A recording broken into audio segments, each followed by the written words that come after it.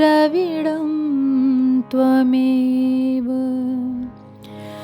त्वमेव सर्वं मम देव देवा। श्री गर्ग संहिता के मथुरा खंड का 16वां अध्याय। उद्धव द्वारा श्री राधा तथा गोपीजनों को आश्वासन। श्री नारद जी कहते हैं, राजन, श्री राधा ने पत्र लेकर उसे अपने मस्तक पर रखा, फिर नेत्रों और छाती से लगाया। तदनंतर उसे पढ़कर श्री कृष्ण के चरणारविंदों का स्मरण करके अत्यंत प्रेमातुर हो नेत्रों से अश्रुधारा बहाती हुई वे उद्धव के सामने ही मूर्छा की पराकाष्ठा को पहुँच गईं।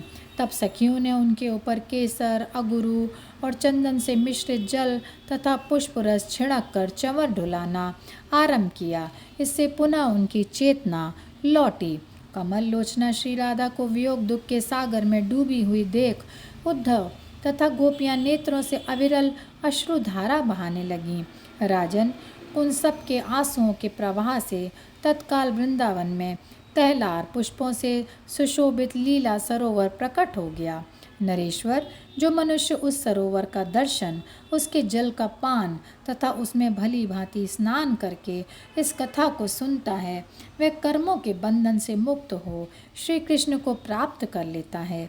तदनंतर उद्धव के मुख से श्री कृष्ण के पुनरागमन का समाचार सुनकर वे सब गोपांगनाएं महात्मा गोविंद का संपूर्ण कुशल मंगल पूछने लगीं। श्री राधा बोली, उद्धव, वह समय कब आएगा जब मैं घन के समान श्याम कांति वाले आनंदप्रद श्री व्रजराज नंदन का दर्शन करूंगी। जैसे मयूरी मेघमाला के और चकोरी चंद्रमा के दर्शन करने के लिए अत्यंत उत्कंठित रहती है, उसी प्रकार मैं भी उनके दर्शन पाने के लिए उत्सुक हूँ। किस कुछ समय में मेरा उनसे वियोग हुआ, जिससे इस पृथ्वी पर एक एक क्षण मेरे लिए एक एक कल्प के समान हो गया है। गोविंद के युगल चरणों के बिना ये इस तरह की विरह की रात इतनी बड़ी हो गई है कि ब्रह्मा जी की आयु के द्विपरार्ध काल को भी तिरस्कृत कर रही है। उद्धव, क्या कभी श्याम सुंदर इस व्रज के मार्ग पर भी पदार्पण करेंगे? आप मुझे शीघ्र बताइए, वे वहाँ कौन सा कार्य कर रहे हैं? आज तक बड़े प्रयास से मैं इन प्राणों को धारण करके आई हूँ। उनके झूठे वादों से आतुर हुए ये प्राण हठात निकलते जा रहे हैं। आज तुम्हें देखकर क्षण भर के लिए मेरा हृदय शीतल हुआ है। तुम्हारे आने से आज मैं उसी तरह प्रसन्न हुई हूँ जैसे पूर्व काल में पवन पुत्र हनुमान के लंका में आने से जनक नंदिनी सीता जी प्रसन्न हुई थीं। मंत्रियों में श्रेष्ठ उद्धव, जो आशा देकर अपने छोह मोह रूपी धन को त्याग कर और अपनी ही कही हुई बात को भुलाकर मथुरा चले गए, उनके लिखे हुए इस पत्र के वाक्यांश को भी मैं कल्याणकारी सत्य नहीं मानती। तुम स्वयं उनको यहाँ ले आओ। उद्धव बोले, श्री राधे, मैं मथुरापुरी लौटकर आपके इस महान विरह जनित दुख को उन्हें सुना दूंगा और अपने आंसुओं के जल से उनके चरण पखारूंगा। जैसे भी होगा श्रीहरि को मथुरापुरी से लेकर पुनः यहाँ आऊँगा। यह बात मैं आपके चरणों की शपथ खाकर कहता हूँ। अतः अब आप शोक ना करें। श्री नारद जी कहते हैं, राजन, तदनंतर प्रसन्न हुई श्री राधा ने रास रंग स्थल में चंद्रमा द्वारा दी गई 2 सुंदर चंद्रकांत मणियाँ श्याम सुंदर को देने के लिए उद्धव के हाथ में दे दी।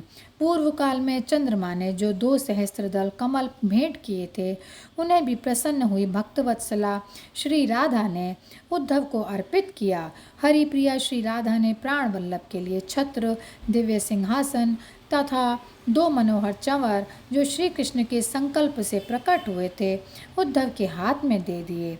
साथ ही ये वरदान भी दिया कि उद्धव, तुम ऐश्वर्य ज्ञान से संपन्न समस्त उपदेशक गुरुओं के भी उपदेशक तथा श्री कृष्ण के साथ रहने वाले होगे। श्री राधा ने उन्हें निर्गुण भाव से संपन्न प्रेम, लक्षणा, भक्ति तथा ज्ञान विज्ञान सहित वैराग्य भी प्रदान किया। विदेहराज श्रीहरि शंखचूर्ण यक्ष से जो उसकी चूड़ामणि छीन लाए थे, वह सुंदर चूड़ामणि चंद्रानना गोपी ने उद्धव के हाथ में दे दी। राजन, इसी प्रकार अन्य गोपांगनाओं ने भी महात्मा उद्धव के हाथ में सुंदर आभूषणों की राशि समर्पित की। श्री नारद जी कहते हैं, उद्धव जी की शुभार्थक वाणी सुनकर जब श्री राधिका जी अत्यंत प्रसन्न हो गईं, तब सभा मंडप में स्थित हुए श्री कृष्ण सखा उद्धव के पास बैठकर ब्रजगोप व धूटियों ने पृथक पृथक उनसे पूछा।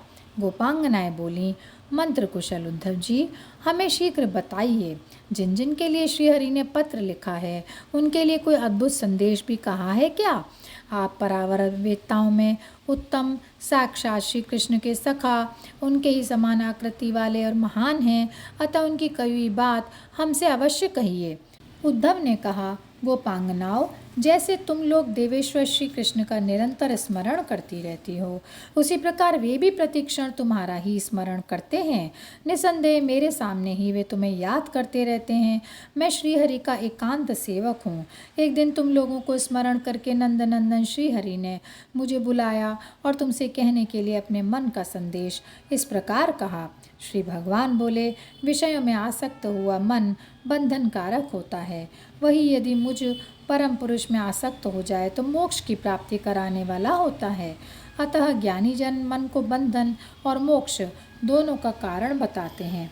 अतः मनुष्य को चाहिए कि वे मन को जीतकर इस पृथ्वी पर असंग आसक्ति शून्य होकर विचरे।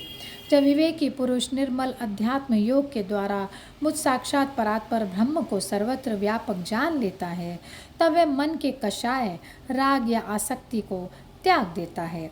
यद्यपि मेघ सूर्य से ही उत्पन्न हुआ और उसका कार्य रूप है, तथापि जब तक वह सूर्य और दर्शक की दृष्टि के बीच में स्थित है, तब तक दृष्टि सूर्य को नहीं देख पाती। उसी प्रकार जब तक अंतःकरण आत्मा के बीच में कषाय रूप आवरण है, तब तक मुझ परमात्मा का दर्शन नहीं हो सकता।